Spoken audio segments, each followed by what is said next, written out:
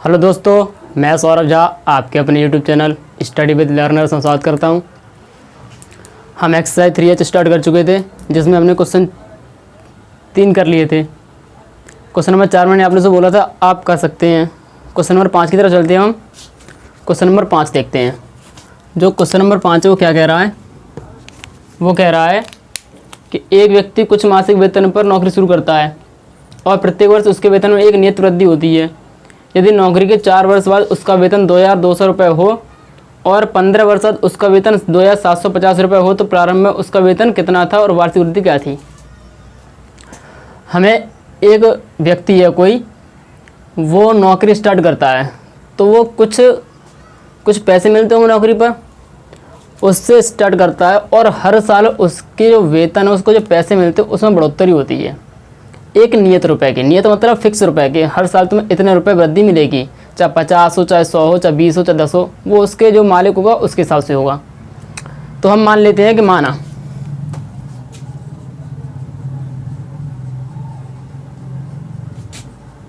व्यक्ति ने X रुपए से शुरुआत की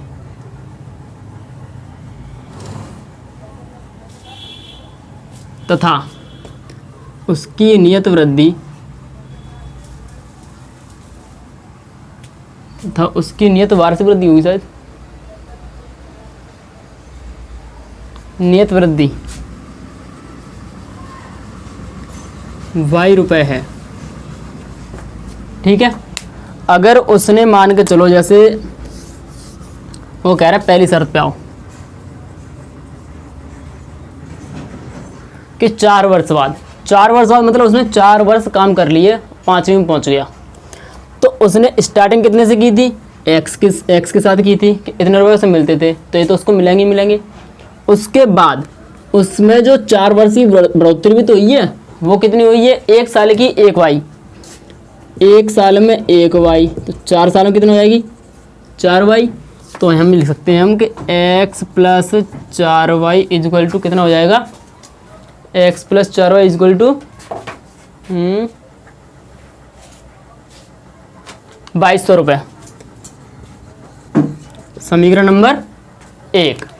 अब हम आते दूसरी शर्त पर। दूसरी शर्त, जो दूसरी शर्त है वो कह रहा है 15 साल की। 15 साल की, हाँ 15 वर्ष बाद। तो देखो स्टार्टिंग उसने किससे की होगी? x से, और 1 साल में y रुपये बढ़ रहे हैं, तो 15 सालों कितने बढ़ेंगे? 15y। तो x plus 15y equal to कितना हो रहा है उसका हो रहा है 2750। समीकरण नंबर 2। अब हमें 2 समीकरण मिल चुके हैं।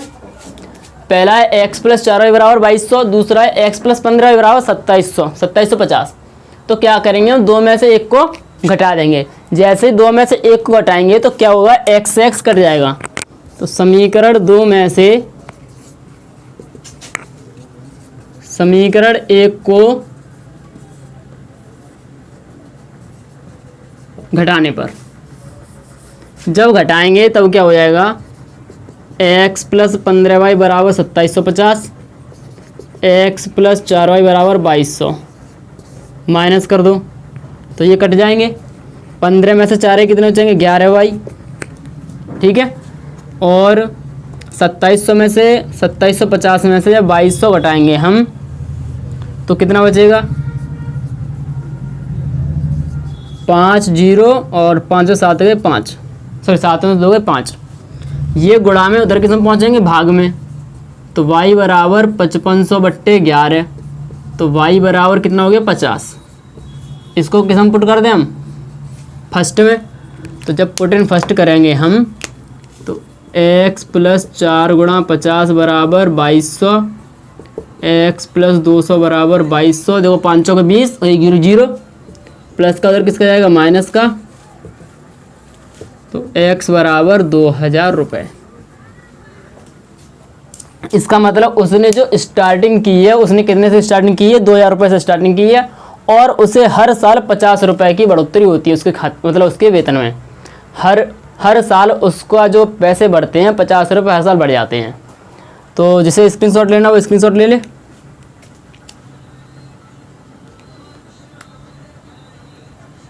चलिए एक बार फिर से समझते हैं हम।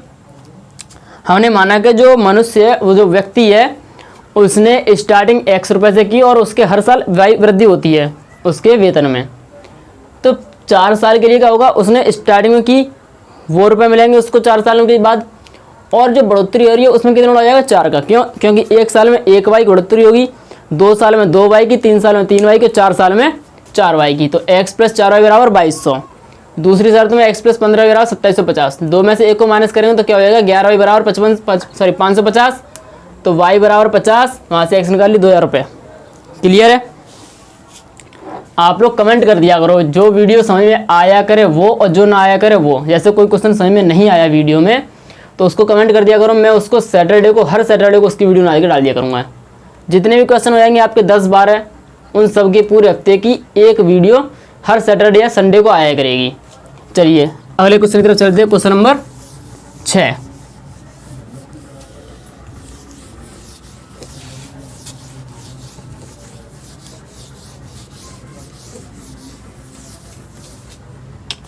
क्वेश्चन नंबर 6 क्या कह रहा है, मेवे के 700 ग्राम के पैकेट में,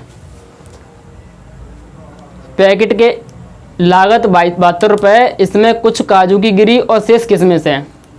हमारे पास एक मेवा ही पैकेट है, मेवा में हम बोलते हैं उसको, ड्राई फ्रूट बोल सकते हैं उनको, जो हमारे ड्राई फ्रूट्स होते हैं उनको बोलते हैं मेवा हिंदी में। तो जो पैकेट है उसमें 2 चीज़ें हैं, एक काजू है, एक किशमिश है। काजू और किशमिश, जो इन दोनों का टोटल वेट है वो कितना है, 700 ग्राम वजन इन दोनों का। ठीक है, चलिए फिर कह रहा है यदि काजू की गिरी का भाव 96 रुपये प्रति किलोग्राम, जो हमारा काजू है वो 96 रुपये प्रति किलोग्राम है, मतलब 1 किलो कितने का आएगा, ये 96 का आ रहा है। और जो किशमिश है वो 112 रुपये की है, 112 रुपये प्रति किलोग्राम। जो 1 किलो किशमिश आएगी वो कितनी आ रही है, 112 रुपये की आ रही है। तो हमसे पूछा है इस पैकेट में दोनों मेवों की तौल अलग अलग ज्ञात कीजिए कि तौल इनकी अलग अलग कितनी होगी। तो हम मान लेते हैं माना, क्वेश्चन नंबर 6 शायद, हाँ। तो पहले मान लेंगे माना काजू की गिरी x ग्राम, देखो किलोग्राम में तो होगी नहीं, ग्राम में होगी। क्यों? क्योंकि दोनों का टोटल वेट है वो किसमें दे रखा है, वो भी पूरा किलोग्राम नहीं हो रहा, किसमें क्या हो रहा है, ग्राम में है। तो इसलिए हम इसकी जो अलग अलग मात्रा मानेंगे वो भी ग्राम में ही मानेंगे। तो काजू की गिरी x ग्राम तथा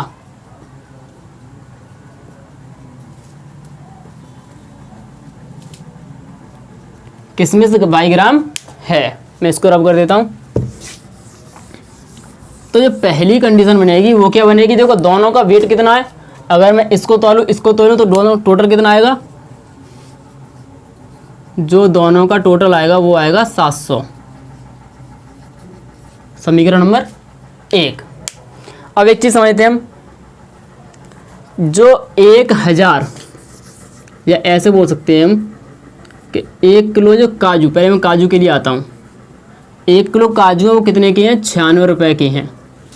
1 किलो काजू कितने के हैं, 96 रुपये के। अगर मैं इसको ग्राम में बनाऊँगा तो क्या होगा, 1000 ग्राम बराबर 96 रुपये, क्योंकि 1 किलोग्राम में कितने ग्राम होते हैं, 1000 होते हैं। तो 1000 ग्राम बराबर कितना हो गया मेरा, 96 रुपये। अगर मैं यहाँ से 1 ग्राम की वैल्यू निकालूंगा तो 1 ग्राम बराबर कितना हो जाएगा, 96 बटे 1000।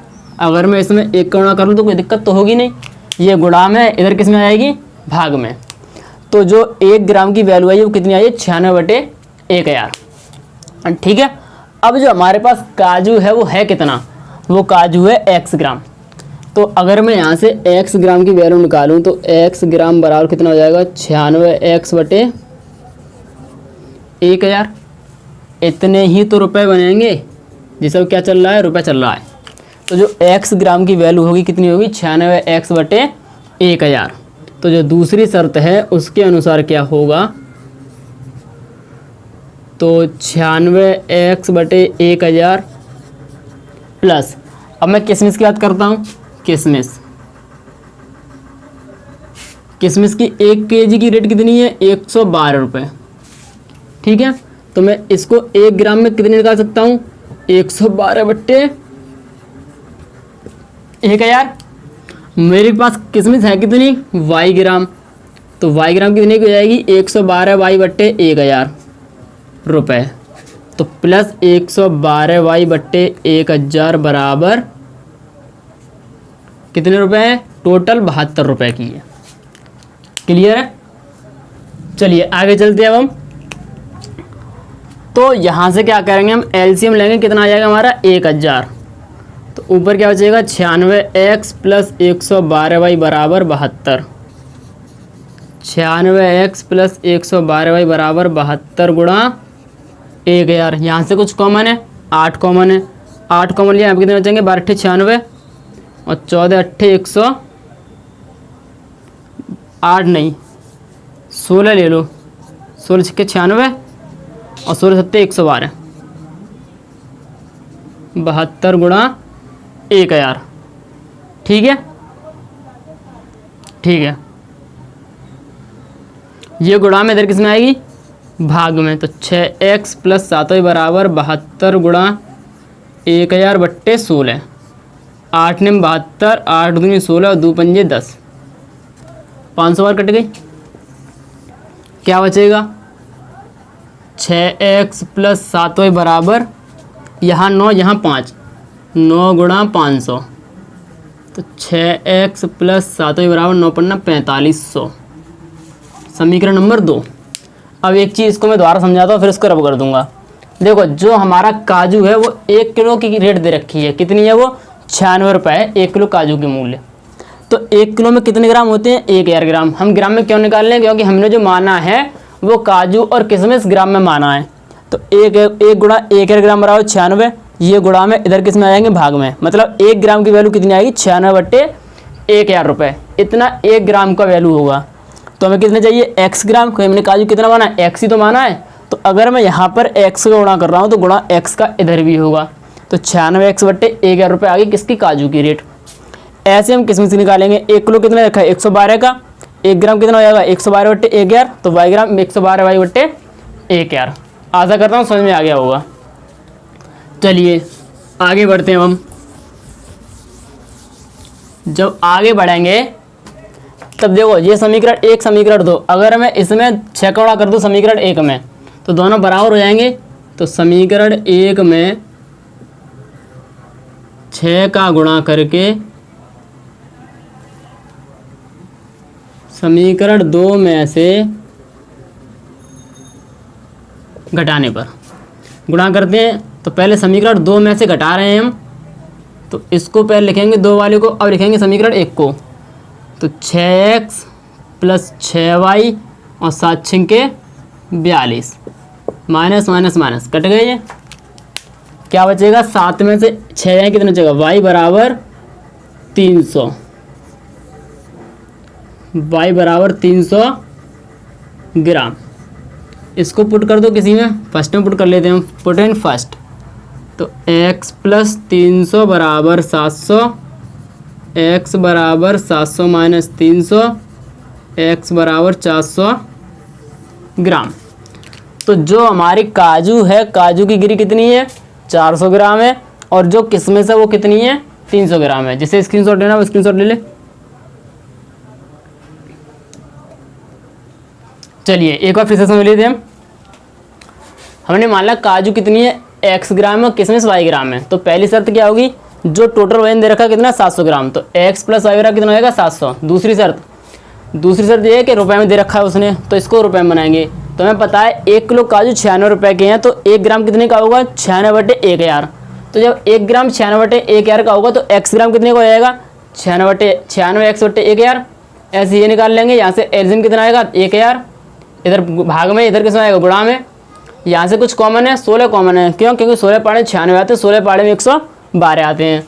तो 16 कॉमन लिए, गुणा में, इधर भाग में काट दिया हमने, तो आगे 6x प्लस 7y बराबर 4500।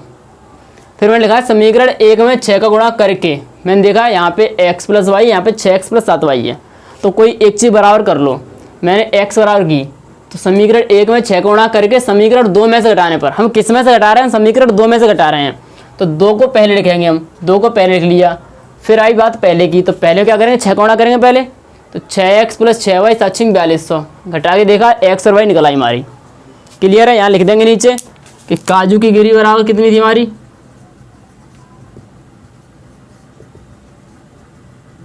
400 ग्राम और किशमिश कितना था 300 ग्राम। बोर्ड में आपको लिख के आना बाकायदा। ठीक है, चलिए अगले क्वेश्चन की तरफ चलते। Question number 7।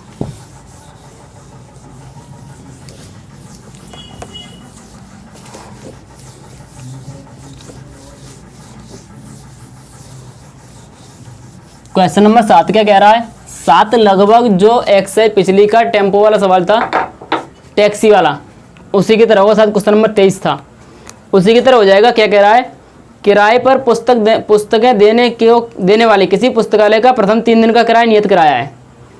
जो पुस्तकालय होता है वहाँ पर पुस्तकें दी जाती है, किराए पर दी जाती हैं।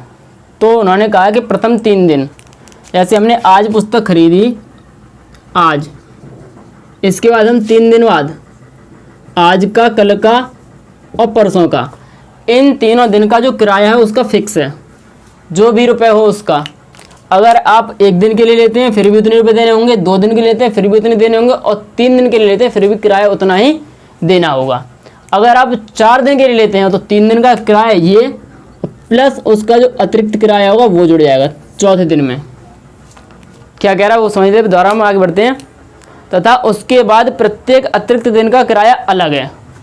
4 दिन से जो किराया होगा वो अलग स्टार्ट हो जाएगा, चाहे फिर वो उसका जो कुछ भी रहा हो उसका किराया। सरता ने 7 दिनों के लिए सरता ने 7 दिनों तक एक पुस्तक रखने के लिए 27 रुपये अदा किए। सरता है उसने क्या किया, 7 दिनों के लिए पुस्तक ली एक। जब उसने 7 दिनों के लिए पुस्तक ली तो उसने 27 रुपये दिए उसको। किसको, लाइब्रेरी वाले को या पुस्तकालय वाले को। जबकि सुशी ने एक पुस्तक 5 दिनों तक रखने के लिए 21 रुपये अदा किए। जो सुशी है उसने 5 दिन के लिए पुस्तक ली थी और उसने कितने रुपए दिए, 21 रुपये दिए हैं। तो बताइए नियत किराया और प्रत्येक अतिरिक्त दिन का किराया ज्ञात करना है। तो हम मान लेते हैं, माना क्वेश्चन नंबर 7, माना पुस्तकालय का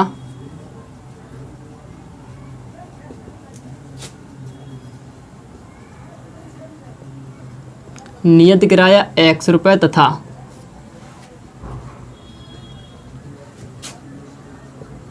अतिरिक्त किराया y रुपये है, या ये लिखो प्रत्येक, ठीक है, अतिरिक्त किराया y रुपये। जो 3 दिन का नियत किराया वो कितना है, x रुपये, और अतिरिक्त किराया कितना है, y रुपये। तो पहली कंडीशन आती है सरता के लिए।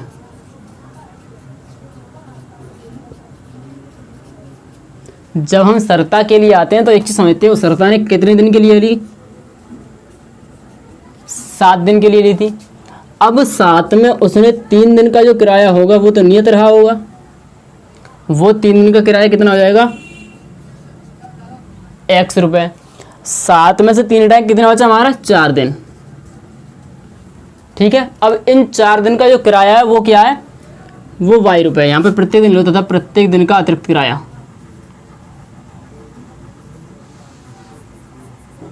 नियत किराया x तथा अतिरिक्त किराया y।